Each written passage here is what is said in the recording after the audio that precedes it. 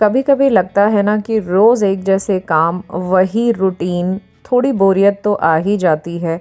But क्योंकि यही ज़िंदगी है, यही घर को मैनेज करने का तरीका भी है और यही हमें करना भी है, तो क्यों ना उसको थोड़ा सा खुशी से पॉजिटिव माइंडसेट के साथ किया जाए और इन्हीं कामों को बर्डन ना समझते हुए थोड़ा सा एंजॉय करते हुए किया जाए। तो वो एक बहुत ही अच्छा जो रिज़ल्ट निकल के हमारे सामने आएगा ना, वो काम तो अच्छे से होगा ही सही, बट वो हमें खुशी भी उतनी ही देगा।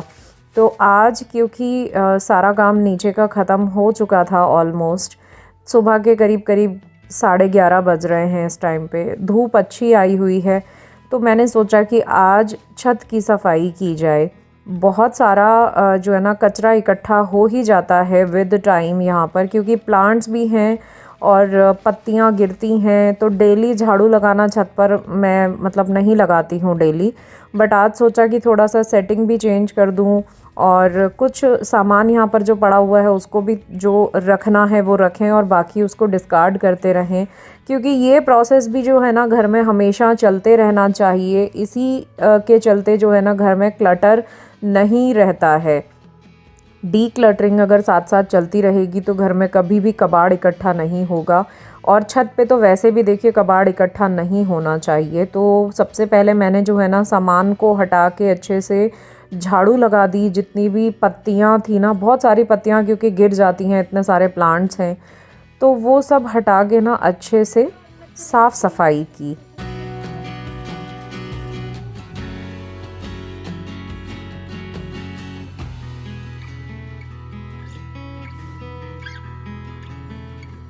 अब क्योंकि प्लांट्स का ही काम कर रहे हैं, तो मैंने आज ना इसमें सभी में ना फर्टिलाइज़र भी दिया। तो होममेड फर्टिलाइज़र मैंने दिया है आज, लिक्विड फर्टिलाइज़र।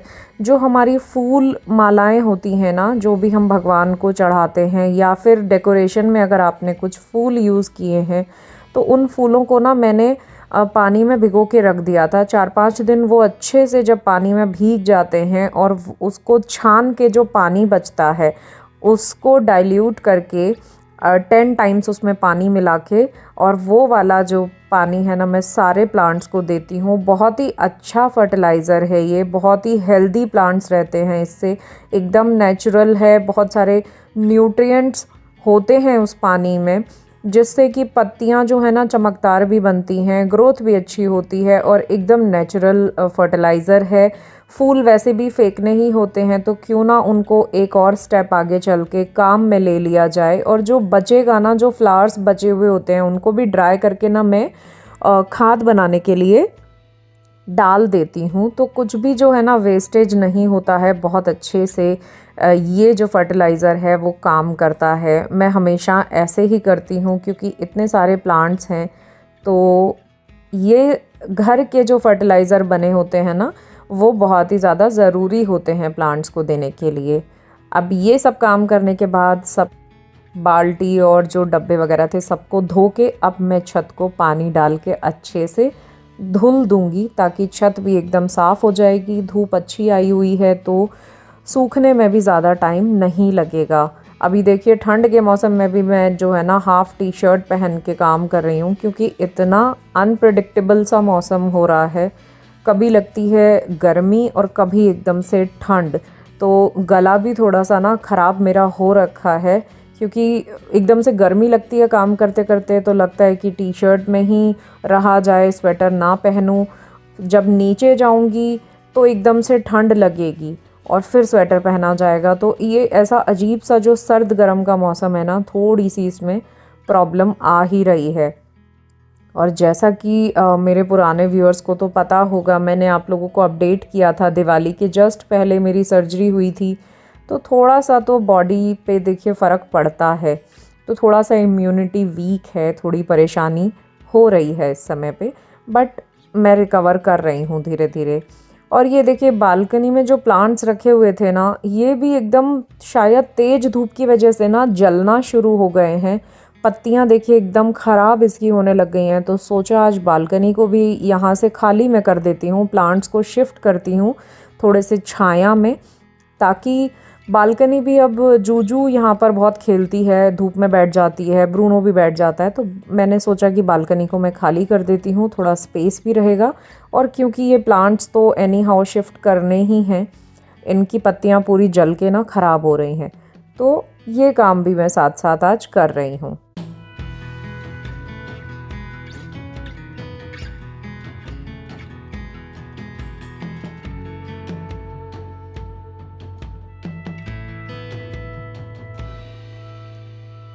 इन दोनों ये जो डफन के प्लांट्स हैं ना, ये इंडोर भी काफ़ी अच्छे चल जाते हैं, तो इसीलिए सोचा इनको कुछ दिन के लिए मैं यहाँ सीढ़ियों के पास में शिफ्ट कर देती हूँ। बिल्कुल रास्ते में भी नहीं आएंगे और रखे हुए भी, क्योंकि सिरेमिक पॉट हैं तो सुंदर लगेंगे। दोनों एक जैसे प्लांट्स यहाँ पर रखे रहेंगे, तो मैंने इनको यहाँ पर शिफ्ट कर दिया है। और थोड़े थोड़े टाइम के बाद इनको मूव करना रहता है, 10-12 दिन के बाद पूरे एक दिन के लिए इनको धूप लगाना ज़रूरी होता है। वो क्योंकि मेरे रूटीन में भी है, जो मेरे इंडोर प्लांट्स हैं ना, मैं उनको शिफ्ट करती रहती हूँ, तो थोड़े टाइम के लिए अब इनको मैंने अंदर रख दिया है। उसके बाद फिर से जो है ना, मैं आ गई हूँ बेडरूम में, और अपनी साइड टेबल्स जो दोनों हैं ना, इनको मैंने सोचा कि देख लेती हूँ एक बार क्या क्या सामान यहाँ पर इकट्ठा हो ही जाता है। देखिए कितना कबाड़ इकट्ठा हो रखा है, कुछ भी एक दिन के लिए भी ना देखो ना, तो वहीं पे इतना सारा क्लटर इकट्ठा हो जाता है। तो टाइम टू टाइम अगर एक एक ड्रॉर भी लेकर हम साफ़ करते रहेंगे ना, तो ये हमारा बहुत अच्छा रूटीन एक बन जाता है, और मंथली क्लीनिंग में ये हमें बहुत सपोर्ट करता है। तो यहाँ पर कुछ दवाइयाँ भी रखी हुई हैं, कुछ पेपर्स और पता नहीं क्या क्या, तो वही सब देख रही हूँ। जो ज़रूरी है उसको रखें, और जो नहीं ज़रूरी है, दवाइयाँ भी देखना पड़ता है कि एक्सपायर तो नहीं हो गई हैं, तो उन सबको डिस्कार्ड करने के लिए मैंने सोचा आज ये वाला टाइम एकदम ठीक रहेगा, क्योंकि काफ़ी सारा काम हो चुका है, खाली बैठी थी, तो खाली बैठे बैठे ये वाला काम भी हो ही जाएगा।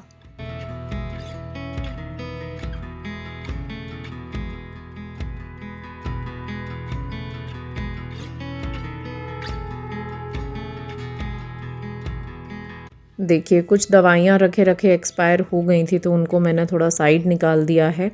शीशियाँ भी खाली हो जाती हैं। मुझे ये ना इमली और इस टाइप की चीज़ें खाने का बड़ा शौक़ है, मैं मंचिंग करती रहती हूँ, तो वो मैं अपनी बेड साइड टेबल पे ही रखती हूँ, ताकि मुझे यहीं बैठे बैठे खाने को मिल जाए। तो ये लोशन की बॉटल भी खाली हो गई थी। बट कई बार होता है ना कि हम आलस की वजह से चीज़ों को वहीं पर रख देते हैं, जो कि एक बहुत ही ख़राब आदत है। बट धीरे धीरे कोशिश करके इन आदतों को छोड़ना ही अच्छी बात रहेगी, जो मैं अब ट्राई कर रही हूँ।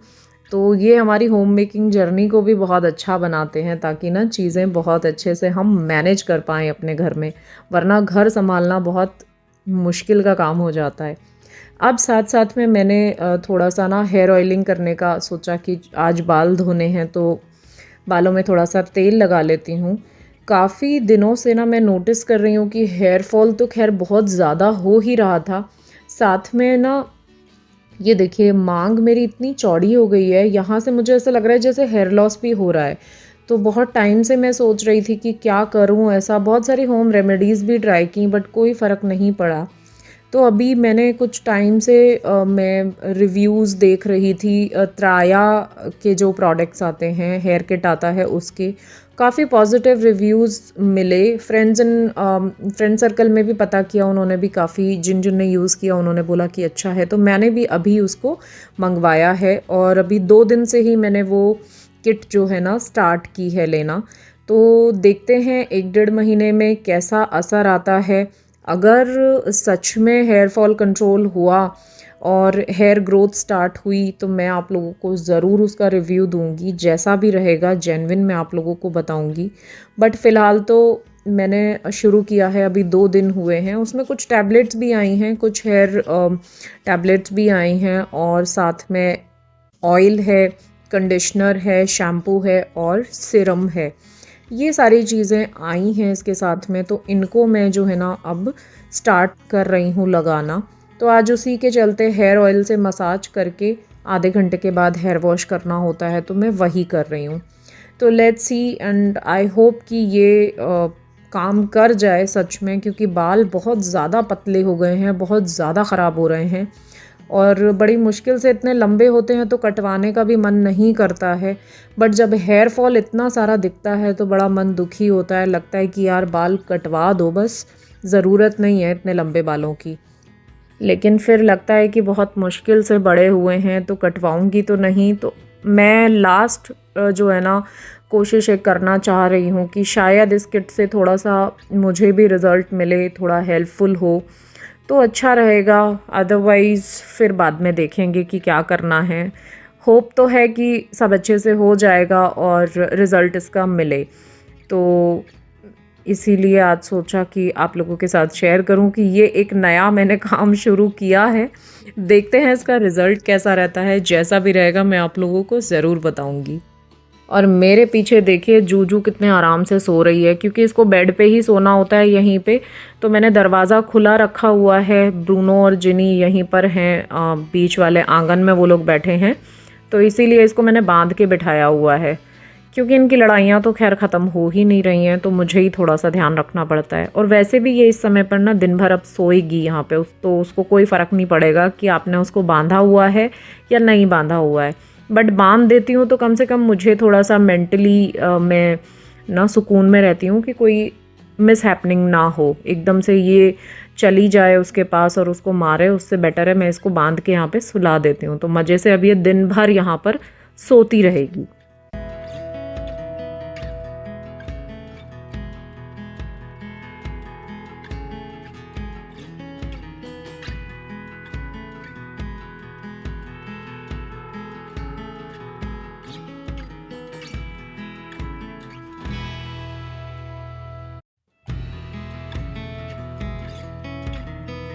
और अभी आधे घंटे का टाइम है बाल धोने में, तो सोचा बेड खोल के इसमें से कुछ चीज़ें मुझे निकालनी है, वही काम कर लेती हूँ।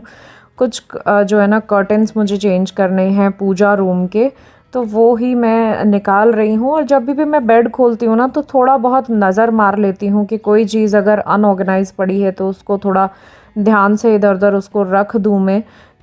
इससे क्या होता है ना कि एकदम से बहुत सारा काम नहीं फैलता है, थोड़ा थोड़ा अगर होता रहे तो बहुत आसानी से ये काम हो जाता है। लेकिन अगर हम महीनों तक नहीं देखेंगे कि बेड में कहाँ पर क्या सामान पड़ा है, तो एक तो हमें याद नहीं रहता कि हमने बेड में क्या रखा था, और दूसरा फिर एक साथ पूरा दिन निकल जाता है बेड की सफाई करने में। तो इसीलिए मैं हमेशा जब भी बेड खोलती हूँ ना तो एक नज़र ज़रूर मार लेती हूँ कि कोई चीज़ अगर ऐसे ही, कभी कभी होता है ना जल्दी में हम ऐसे ही चीज़ों को फेंक देते हैं सिर्फ, तो अगर ऐसा कुछ है ना तो वो कम से कम मैं उसको सलीके से रख दूं।